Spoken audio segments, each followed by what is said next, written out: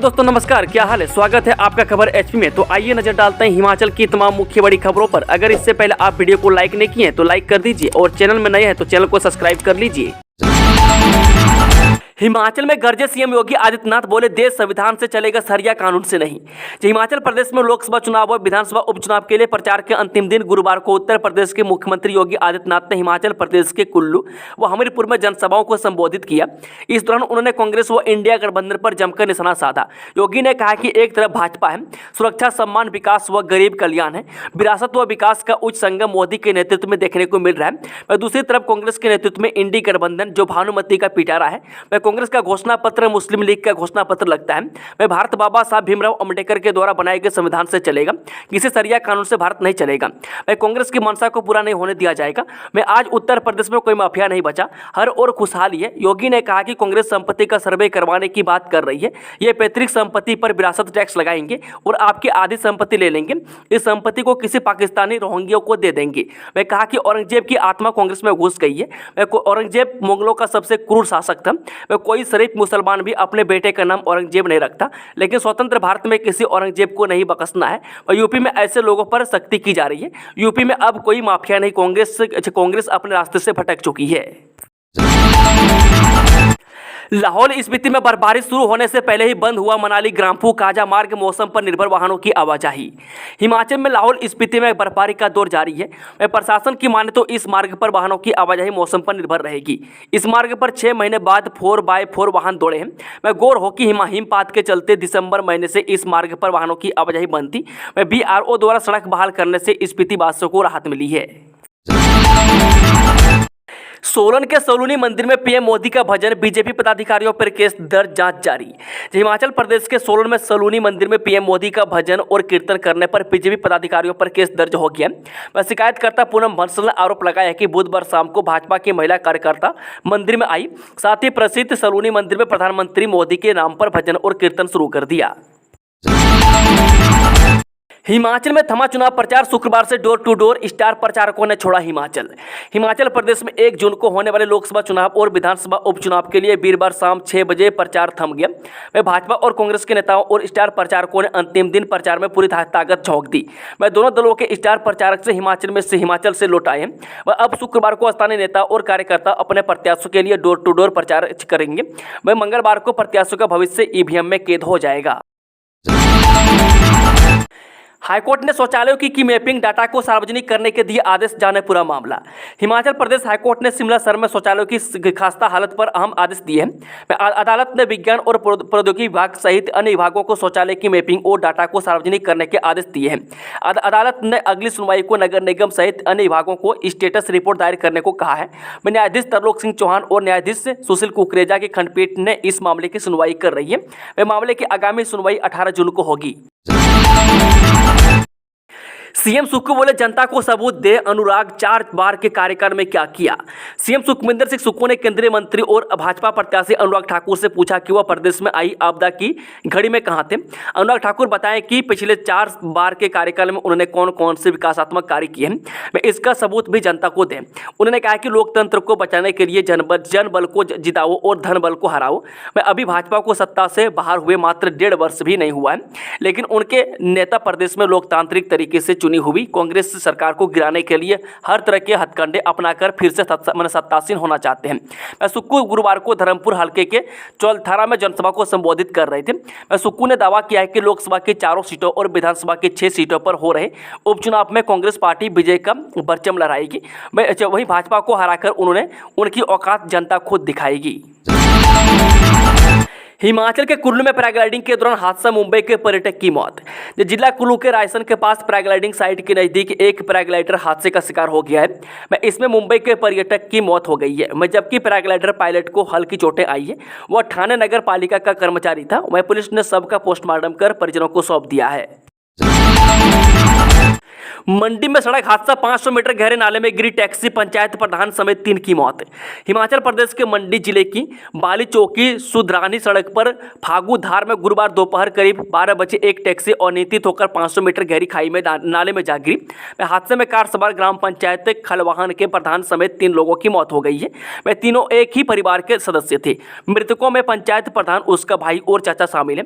हादसे में कार के परखच्चे उड़ गए। जानकारी के अनुसार बता दें कि गुरुवार दोपहर टैक्सी के माध्यम से तीनों सवार सुधरानी से बाली चौकी की तरफ आ रहे थे। मैं अचानक फागूधार में टैक्सी अनियंत्रित होकर नाले में जा गिरी। गडकरी बोले 4.5 लाख गांव प्रधानमंत्री ग्राम सड़क योजना से जुड़े, हिमाचल में 1 लाख करोड़ के काम जारी। केंद्रीय सड़क परिवहन एवं राजमार्ग जल संसाधन मंत्री नितिन गडकरी ने गुरुवार को मंडी जिले के करसोक में जनसभा को संबोधित किया। उन्होंने कहा कि हमारी सरकार ने देश को कश्मीर से कन्याकुमारी तक विश्व स्तरीय सड़कों के माध्यम से जोड़ दिया है। प्रधानमंत्री ग्राम सड़क योजना भाजपा की ही देन है और देश के 6.5 लाख में से 4.5 लाख गाँव को इस योजना से जोड़ा गया था। हिमाचल में भी 45,000 किलोमीटर में से 20,000 किलोमीटर की सड़कें इसी योजना के अंतर्गत बनी है। शिमला के हनुमान मंदिर जाखू में माथा टेकने के बाद प्रियंका गांधी ने सोलन में किया रोड शो।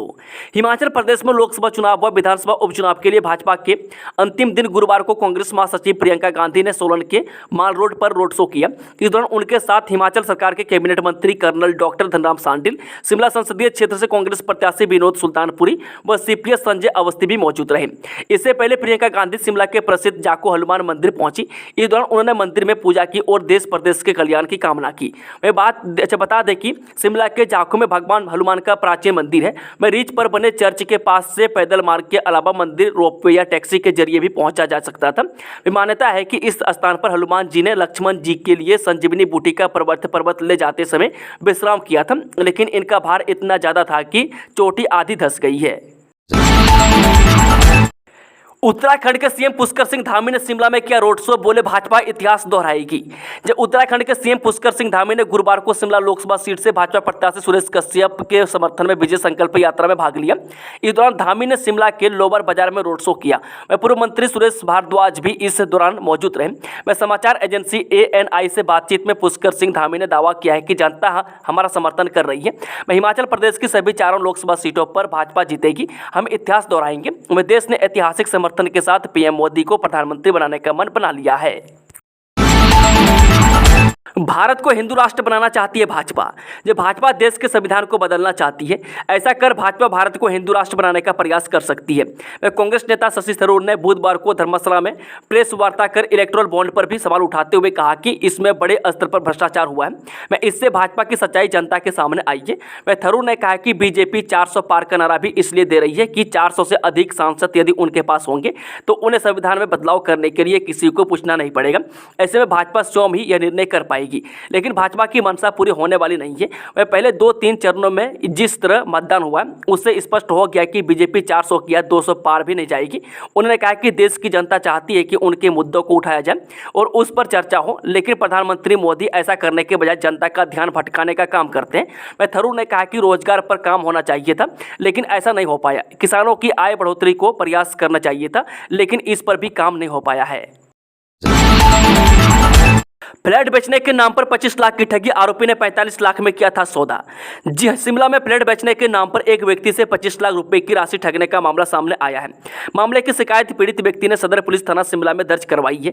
वह सदर पुलिस थाना शिमला में मोहम्मद दिलशाद राणा निवासी भागरा भवन सब्जी मंडी शिमला ने पुलिस को दी शिकायत में आरोप लगाया है कि वर्ष 2018 में अजय नाम के एक व्यक्ति जो प्रॉपर्टी डीलर का काम करता है, उक्त व्यक्ति ने उन्हें होटल डिप्लोमेट लक्कड़ बाजार शिमला के बेसमेंट में खाली 2 फ्लैटों की संपत्ति के बारे में जानकारी दी। वह शिकायतकर्ता ने बताया कि आरोपी ने उन्हें संपत्ति के मालिक के प्रति जुगल किशोर से मिलवाया, जिन्होंने बताया कि संपत्ति उनकी पत्नी मीना रानी और उनके भाई गुरनाम अरोरा के नाम पर है। वह शिकायतकर्ता ने बताया कि आरोपी प्रॉपर्टी डीलर ने संपत्ति के संबंध में अंतिम सौदा 45 लाख रुपए की राशि उनके कानूनी सलाहकार की उपस्थिति में करवाया था। वह शिकायतकर्ता का आरोप है कि 25 लाख रुपए की अग्रिम राशि उन्होंने दे दी गई थी, लेकिन आज तक बिक्री डीड दस्तावेज न तो सौंपे गए और न ही तैयार किए गए। मैं शिकायतकर्ता का आरोप है कि उपरोक्त सभी लोगों ने उसे विश्वास में लिया और उसके साथ धोखाधड़ी की। उधर ASP शिमला नवदीप सिंह का कहना है कि पुलिस ने शिकायतकर्ता की शिकायत के आधार पर 420-120 भी IPC के तहत केस दर्ज कर कार्रवाई शुरू कर दी है।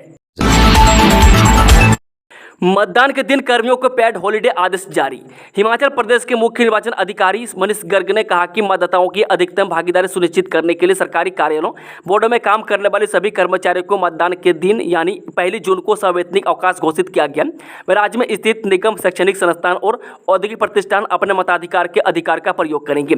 यह दैनिक वेतनभोगी कर्मचारियों के लिए एक सवैतनिक अवकाश भी होगा और यह नेगोशियल इंस्ट्रूमेंट एक्ट 1881 की धारा 25 के अर्थ के अंतर्गत भी होगा। यह भारत के चुनाव आयोग के निर्देशों के अनुरूप है और एक अधिसूचना भी जारी की गई है। इस संबंध में हिमाचल प्रदेश सरकार से यह निर्देश उन वाणिज्यिक और औद्योगिक प्रतिष्ठानों में काम करने वाले कर्मचारियों पर भी लागू होंगे जिन पर प्रक्राम्य लिखित अधिनियम के प्रावधान लागू नहीं होते हैं। सीईओ ने कहा कि श्रम आयुक्त सह मुख्य कारखाना निरीक्षक ने इस संबंध में सहायक निदेशक कारखाना ऊना, सोलन और हिमाचल प्रदेश के सभी श्रम अधिकारियों को भी निर्देश जारी किए हैं। आचार संहिता के बीच पुलिस ने पावटा साहिब में कार से पकड़ी लाखों की नकदी, चालक नहीं दिखा पाया दस्तावेज। जब प्रदेश में लोकसभा चुनाव के मद्देनजर लागू आचार संहिता के बीच पुलिस ने पावटा साहिब में जांच के दौरान एक कार से लाखों रुपए की नकदी बरामद की है। चालक द्वारा कोई भी दस्तावेज न दिखाए जाने पर पुलिस ने नकदी को कब्जे में लेकर जाँच शुरू कर दी है। जानकारी के अनुसार बता दें कि पुलिस टीम ने लोकसभा चुनाव के मद्देनजर पावटा साहिब सिलाई नेशनल हाईवे 707 पर टिम्बी के पास नाका लगाया हुआ था। इस दौरान एक कार को जाँच के लिए रोका गया। जब कार की तलाशी ली गई तो उसमें से 1,05,900 रुपए की नकदी बरामद हुई है। वह कार चालक दिनेश शर्मा पुत्र कल्याण सिंह निवासी सयारी डाकघर टिम्बी नकदी से संबंधित कोई भी कागजात नहीं दिखा पाया, जिस पर टीम ने नकदी को कब्जे में ले लिया है। डीएसपी अदिति सिंह ने बताया कि पुलिस जांच के दौरान एक वाहन से बरामद 1 लाख रुपए से अधिक की नकदी को कब्जे में लेकर जांच शुरू कर दी है। सस्पेंड अध्यापक को हाईकोर्ट से कोई राहत नहीं, बीजेपी रैली में जाने का है आरोप। जब बीजेपी की रैली में शामिल होने के आरोप में सस्पेंड अध्यापक को हाईकोर्ट से कोई राहत नहीं मिली है। मैं हाईकोर्ट ने प्रार्थी की याचिका को बंद करते हुए उसे निलंबन के आदेशों को सेवा अपील के माध्यम से चुनौती देने की इजाजत दी। मामले पर सुनवाई के दौरान प्रार्थी ने माना कि उसके पास निलंबन आदेशों को सेवा अपील के माध्यम से चुनौती देने का विकल्प भी उपलब्ध है, परंतु उसे आशंका है कि सक्षम प्राधिकारी उसकी अपील पर शीघ्रता से फैसला नहीं लेगा। न्यायाधीश जसवंत रुवाल दुआ की खंडपीठ ने प्रार्थी शिक्षक की याचिका का निपटारा करते हुए उसे 2 सप्ताह के भीतर सेवा अपील करने की इजाजत दी है। कोर्ट ने सक्षम प्राधिकारी को आदेश दिए हैं कि प्रार्थी द्वारा सेवा अपील करने की सूरत में वह उसकी अपील का निपटारा 3 सप्ताह के भीतर करें।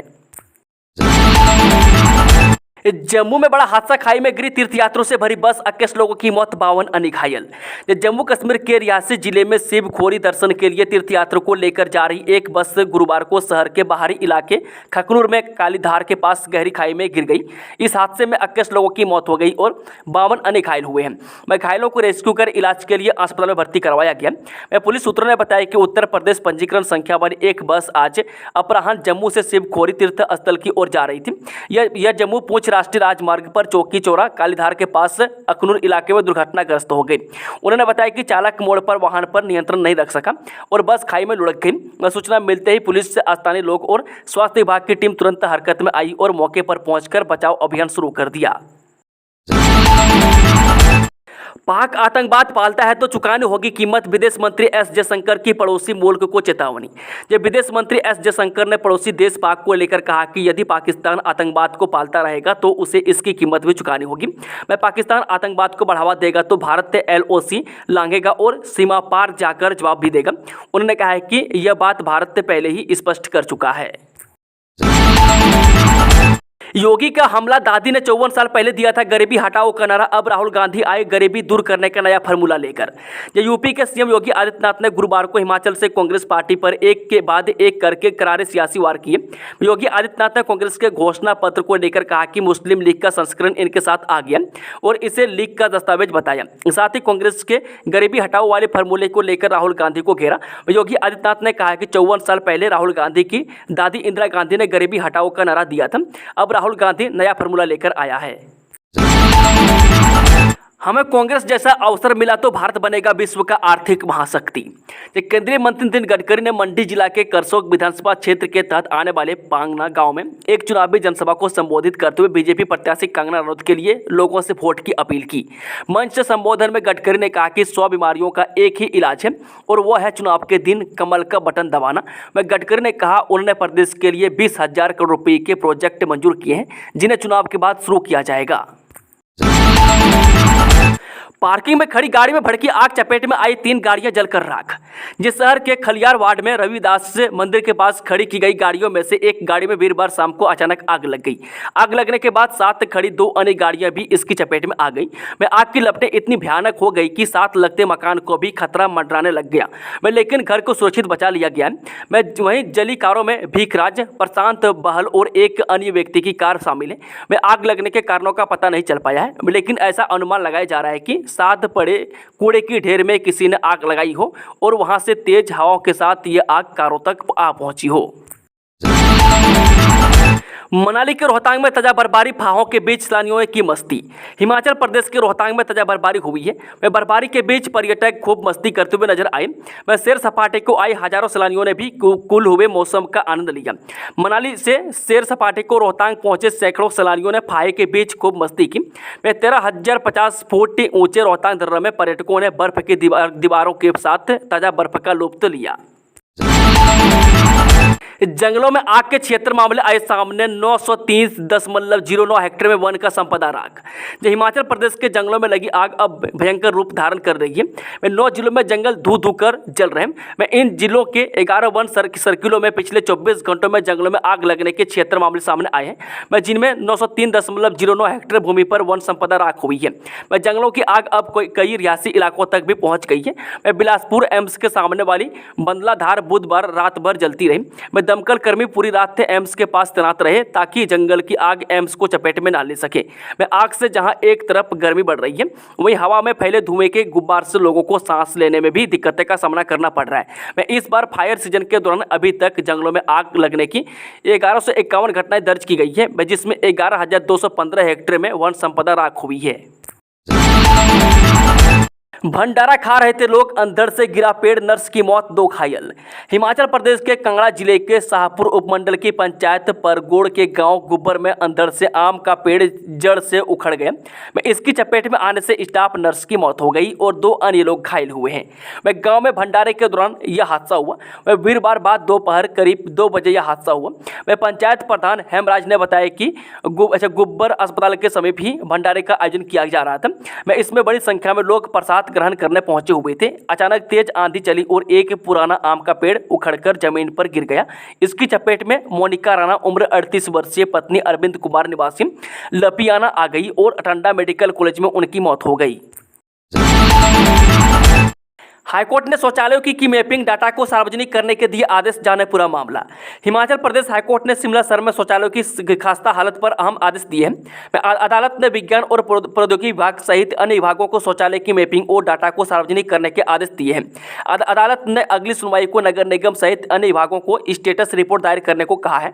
न्यायाधीश तरलोक सिंह चौहान और न्यायाधीश सुशील कुकरेजा की खंडपीठ ने इस मामले की सुनवाई कर रही है। मामले की आगामी सुनवाई 18 जून को होगी। हिमाचल में थमा चुनाव प्रचार, शुक्रवार से डोर टू डोर स्टार प्रचारकों ने छोड़ा हिमाचल प्रदेश में 1 जून को होने वाले लोकसभा चुनाव और विधानसभा उपचुनाव के लिए वीरवार शाम 6 बजे प्रचार थम गया। भाजपा और कांग्रेस के नेताओं और स्टार प्रचारकों ने अंतिम दिन प्रचार में पूरी ताकत झोंक दी। दोनों दलों के स्टार प्रचारक से हिमाचल से लौट आए हैं। अब शुक्रवार को स्थानीय नेता और कार्यकर्ता अपने प्रत्याशियों के लिए डोर टू डोर प्रचार करेंगे। मंगलवार को प्रत्याशियों का भविष्य ईवीएम में कैद हो जाएगा।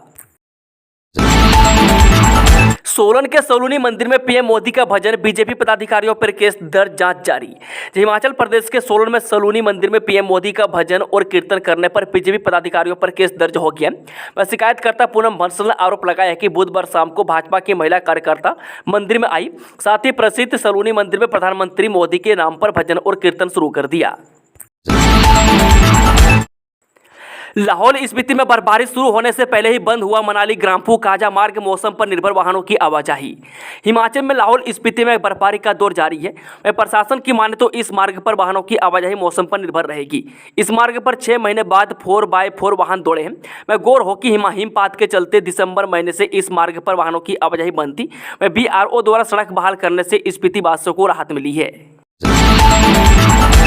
हिमाचल में गरजे सीएम योगी आदित्यनाथ, बोले देश संविधान से चलेगा, सरिया कानून से नहीं। हिमाचल प्रदेश में लोकसभा चुनाव और विधानसभा उपचुनाव के लिए प्रचार के अंतिम दिन गुरुवार को उत्तर प्रदेश के मुख्यमंत्री योगी आदित्यनाथ ने हिमाचल प्रदेश के कुल्लू व हमीरपुर में जनसभाओं को संबोधित किया। इस दौरान उन्होंने कांग्रेस व इंडिया गठबंधन पर जमकर निशाना साधा। योगी ने कहा कि एक तरफ भाजपा है, सुरक्षा, सम्मान, विकास व गरीब कल्याण है, विरासत व विकास का उच्च संगम मोदी के नेतृत्व में देखने को मिल रहा है। वह दूसरी तरफ कांग्रेस के नेतृत्व में इंडी गठबंधन जो भानुमति का पिटारा है, वह कांग्रेस का घोषणा पत्र मुस्लिम लीग का घोषणा पत्र लगता है। वह भारत बाबा साहब भीमराव अंबेडकर के द्वारा बनाए गए संविधान से चलेगा, किसी सरिया कानून से भारत नहीं चलेगा। वह कांग्रेस की मंशा को पूरा नहीं होने दिया जाएगा। मैं आज उत्तर प्रदेश में कोई माफिया नहीं बचा, हर ओर खुशहाली है। योगी ने कहा कि कांग्रेस संपत्ति का सर्वे करवाने की बात कर रही है। ये पैतृक संपत्ति पर विरासत टैक्स लगाएंगे और आपकी आधी संपत्ति ले लेंगे। इस संपत्ति को किसी पाकिस्तानी रोहिंग्यों को दे देंगे। वह कहा कि औरंगजेब की आत्मा कांग्रेस में घुस गई है। वह औरंगजेब मुगलों का सबसे क्रूर शासक था। वह कोई शरीफ मुसलमान भी अपने बेटे का नाम औरंगजेब नहीं रखता, लेकिन स्वतंत्र भारत में किसी औरंगजेब को नहीं बख्शना है। और यूपी में ऐसे लोगों पर सख्ती की जा रही है। यूपी में अब कोई माफिया नहीं, कांग्रेस अपने रास्ते से भटक चुकी है। आबकारी आयुक्त डॉक्टर यूनिस बोले ड्राई डे में शराब बेची तो रद्द होगा लाइसेंस। आबकारी आयुक्त डॉक्टर यूनिस ने बताया कि लोकसभा चुनाव के दृष्टिगत पूरे प्रदेश में ड्राई डे घोषित करते हुए शराब की बिक्री पर पूर्ण पाबंदी लगा दी गई है। वह शराब की आपूर्ति रोकने के लिए विभाग के अधिकारी संदिग्ध गतिविधियों और अन्य परिसरों पर कड़ी नजर रखे हुए हैं। विभाग के सभी समाहर्ता, क्षेत्र प्रभारी एवं प्रवर्तन प्रभारी एवं जिला नोडल प्रभारी पूरे प्रदेश में शुष्क दिवस यानी कि ड्राई डे के दौरान प्रत्येक लाइसेंस परिसर एवं संदिग्ध स्थानों का निरीक्षण कर रहे हैं। यदि कोई भी लाइसेंसी किसी भी प्रकार की संदिग्ध गतिविधियों में संलिप्त पाया जाता है तो उसके लाइसेंस को तुरंत प्रभाव से रद्द कर दिया जाएगा। बता दें कि चुनाव के दौरान 48 घंटे तक शराब की बिक्री पर पूर्ण प्रतिबंध रहेगा। मैं 1 जून को मतदान दिवस पर मतदान प्रक्रिया समाप्त होने तक शराब के सभी प्रकार के लाइसेंस परिसर, थोक विक्रेता, देसी एवं अंग्रेजी खुदरा बिक्री दुकानें, बार, बियर बार, वाइन शॉप में शराब की बिक्री पर पूर्ण रूप से प्रतिबंध होगा। इस दौरान यदि कोई भी शराब की दुकान खुली रहती है तो उसके खिलाफ नियमानुसार सख्त कार्रवाई की जाएगी।